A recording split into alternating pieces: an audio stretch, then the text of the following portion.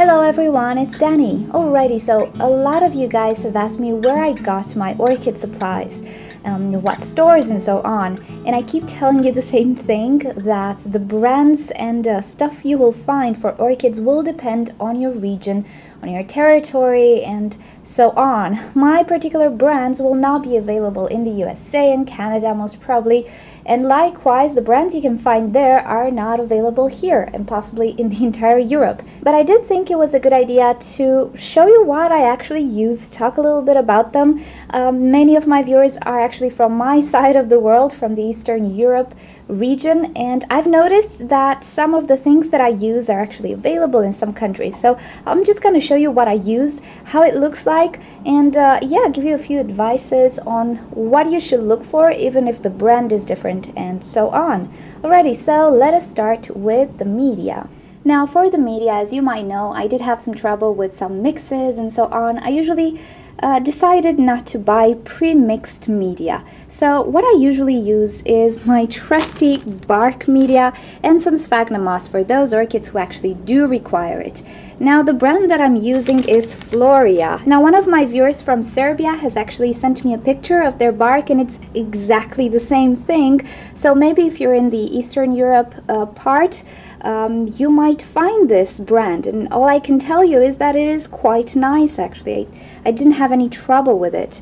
Now I'll show you how it looks like. It is absolutely pure bark. As you can see, there is no peat moss or sphagnum moss or anything else. It's pure bark chips. Now I did look on the label and it says that it is pine bark. Now I did read somewhere on the internet that pine bark is actually toxic for orchids and you should actually use Orchiata or something like that. Dudes, I don't know. It never killed any of my orchids. It actually works great, and if you don't keep it soggy, it does not degrade as fast as you might think. Of course, if you have the type of orchid which needs frequent watering and to be moist all the time, it will break down faster, let's say in 2 years. But I do have some Phalaenopsis which are potted in this thing for 3 years, and the bark looks quite fine. But then again, Phalaenopsis are not usually kept moist.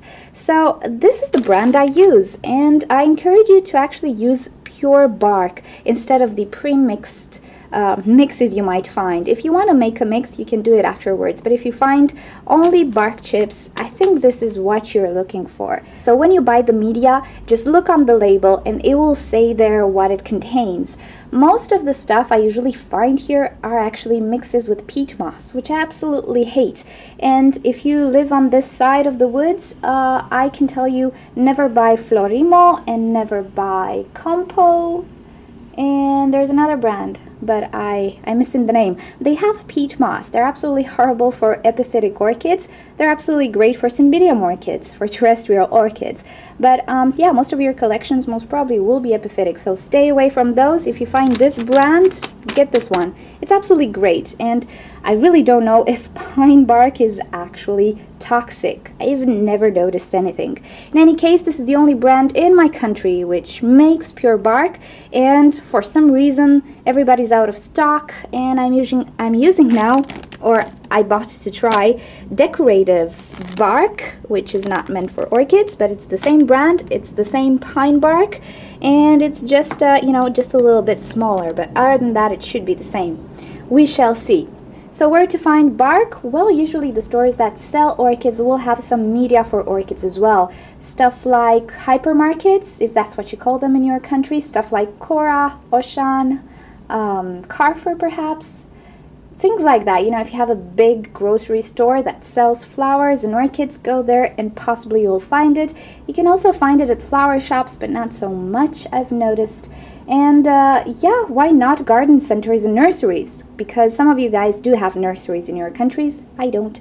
But that's that. Alrighty, so next thing is sphagnum moss. Now this stuff is pretty rare in stores. I've never seen it in stores, but I do order it online from a local hydroponics website. But sphagnum moss is actually pretty available at nurseries, I've noticed, because they do deal with sphagnum moss. They keep their plants in sphagnum moss. So orchid nurseries most probably will have sphagnum moss. Now what sphagnum moss to choose? There are only 2 types as far as I know. Sphagnum moss, which is New Zealand sphagnum moss, or chili moss or something like that. There's absolutely no difference between them. I've noticed I've used chili moss and sphagnum moss, and they're practically the same. So yeah, I use moss in combination with bark. It works well for me just because I use tap water, and my tap water has a bit of a higher pH, let's say 7.4 or something like that. Sphagnum moss is actually pretty acidic, tannins in the bark are pretty acidic, so it kind of balances things out, and this combination actually works for me. Might not work for you, but if you're looking for sphagnum moss, definitely orchid nurseries will have it. Not so sure about garden centers and stuff like that.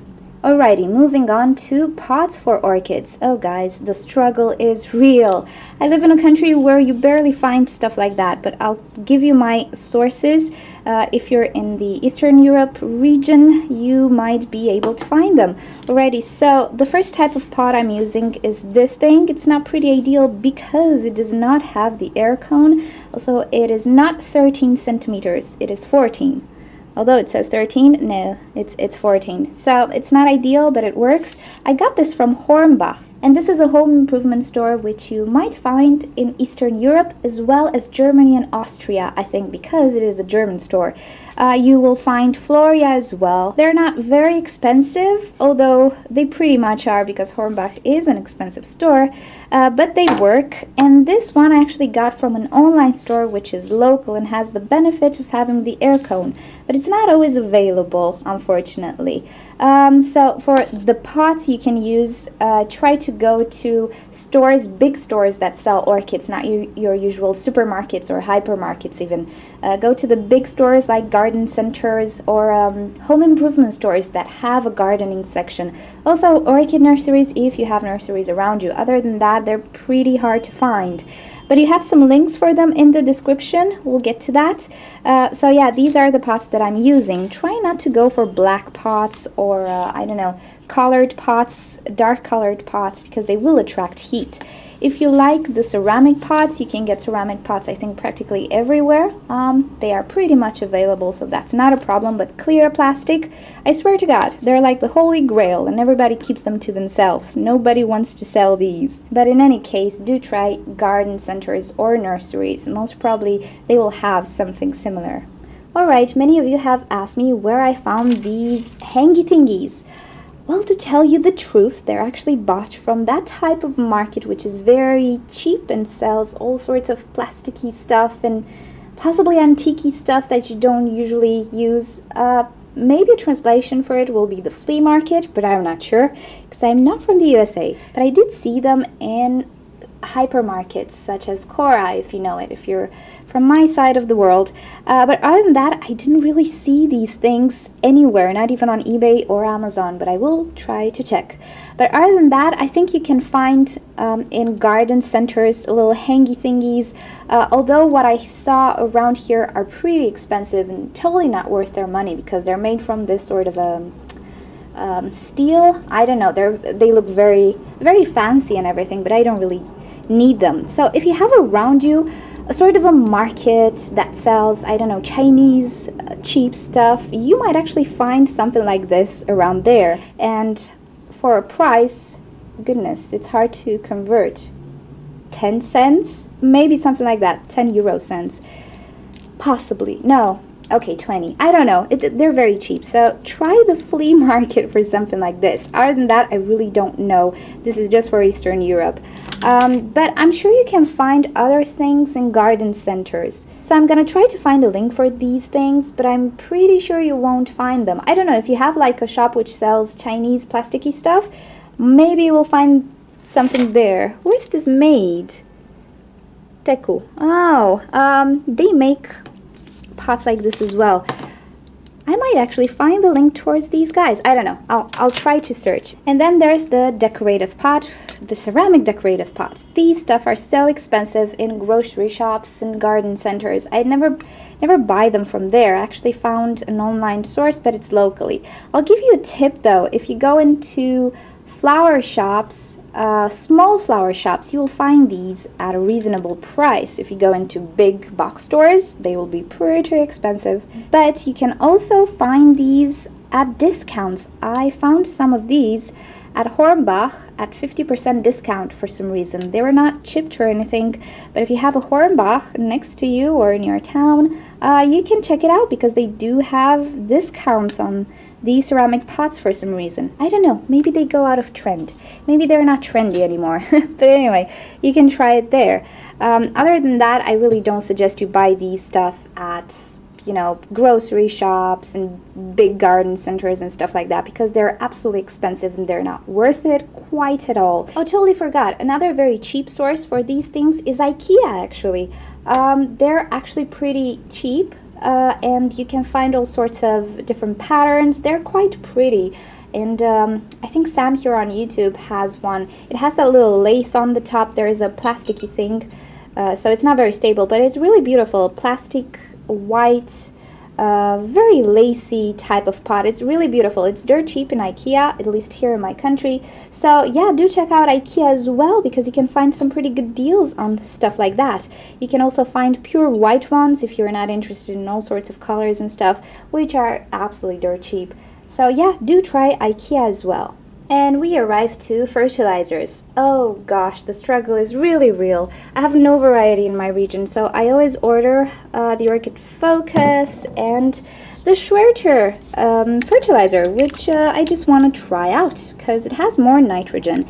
In any case, with fertilizers, this will really depend on your region. You will most probably find some fertilizers from Campo in Eastern Europe, maybe in Germany as well. I think it's a German brand, but I'm not sure. I don't really use Campo because even though it's very popular, I just don't like the fact that it has uric acid or ammonia or stuff like that. So I'm trying to find something with nitrate. I'm not saying it's not a good brand though. I'm still not very sure if ammonia is absorbed by orchids. That's a totally different discussion. But with fertilizers, you do really need to go to your grocery shops and stuff and try to find specially created orchid fertilizers. What I can tell you though is that you see these numbers here? Yeah, these are the macronutrients. But I would suggest you don't get a fertilizer only with macronutrients. You need some micronutrients as well, which are these stuff here. So yeah, try to go for a brand, whatever brand, that has micronutrients, because they're very important. Other than that, it really depends on where you live and so on. So if you want to try out the Schwerter fertilizer for yourself, if you're in Germany, probably you'll get it super fast and quite cheap. It's actually pretty cheap, about 3 euros a bottle. Quite cheap. And also the Orchid Focus, I'll give you an eBay or an Amazon, I don't know, a link for it. I'll give you both the links. I don't know, some people are happy with it. I'm not sure if I'm happy with it. It has quite of a low percentage. I'm not sure about this one, but I can give you the link because some people are quite happy with it. If you are into mounting orchids, I can give you a small little tip. I actually got this mount, which is cork bark, from a pet shop or a pet store. It's actually the section of pet store from Hornbach. So if you have this store in your town, you can go there and have it. It's dirt cheap. If not, I don't suggest you order it or get it from nurseries in any way, because it is so expensive, and I don't know why. But if you go to pet shops, and usually those pet shops that have a reptile section or a terrarium or something like that section, most probably you will find some cork bark, because it is a good hiding place for little lizards apparently. But you can definitely mount orchids on it as well. So yeah, if you're into this sort of stuff, go to pet shops. Do not order them or get them from specialized orchid places, because they might be expensive. If you get a good deal, then good for you and go ahead. But if they're just too expensive, trust in the pet shops. Also in the pet shops, you will find coconut husk, but I don't know what to say about it. I'm starting not to use it anymore, because it is quite tricky. It has a content of salt, which you need to get out of it. It also has quite a lot of tannin, which can stain the roots and the pot. So it's quite finicky for me, so I try not to use it. But I know many people use coconut husk with great success. It really depends on the brand and so on. But if you're looking for some coconut husk, you can definitely find it in pet shops. maybe you will need to treat it. Other than that, I would suggest you get it from specialized orchid nurseries, just because it is so tricky to use it. And yeah, I just don't want you to have trouble. So that type of media is really not for me anymore. I'll stick to my bark, which I absolutely love. Alrighty guys, so in case you absolutely cannot find any of these in the shops you have around you, you can definitely use eBay and Amazon, and I've used them quite a lot. So I will try in the description to give you some links towards some products, mainly for this type of things. Not sure about brands of bark because I just did not use them. I'll give you links for the Orchid Focus fertilizer if you want to try it out. But with the bark, just go to your shops and see what they have, and always read the label. And if you see something like top quality peat moss, don't buy it unless you want to repot a Cymbidium. But other than that, top quality peat moss is not what you want. Try to find something that only has bark. And as for the pine bark versus Orchiata, I don't know. I've never used Orchiata. I don't have it available. If I'm gonna purchase it from eBay, I'm gonna go bankrupt, so I'd rather not. I can assure you that pine bark is not as toxic as they say, or I just don't see the bad side effects. But this really is pine bark, and it actually smells nice. But I really do not see any ill effects on my orchids. So alrighty, this was it on what I use, the brands. If you live around Romania, you might find something like this, and I can recommend these. If you don't, yeah, I try to give you some tips of what to look for on the label and so on, and hopefully this was helpful. And yeah, I really do hope you manage to find those good sources that sell you good products for decent prices. Most often than not, I actually discovered that super big brands don't have the right stuff.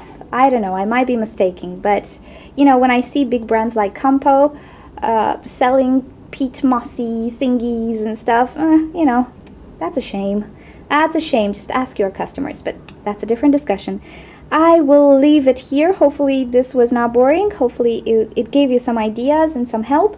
And if you want to see more videos from me, just subscribe to my channel. If you have questions or suggestions for me for videos, just leave me a comment, but please make sure that in your G+ settings, people outside your circles can reply to you, because otherwise I cannot reply. And I have so many people that I actually cannot reply because you don't see the discussion thread and so on. It's a nightmare, and I don't want you guys to hate me. So please check that out in the G+ settings. Alrighty, thank you for joining, and I will see you next time. Bye!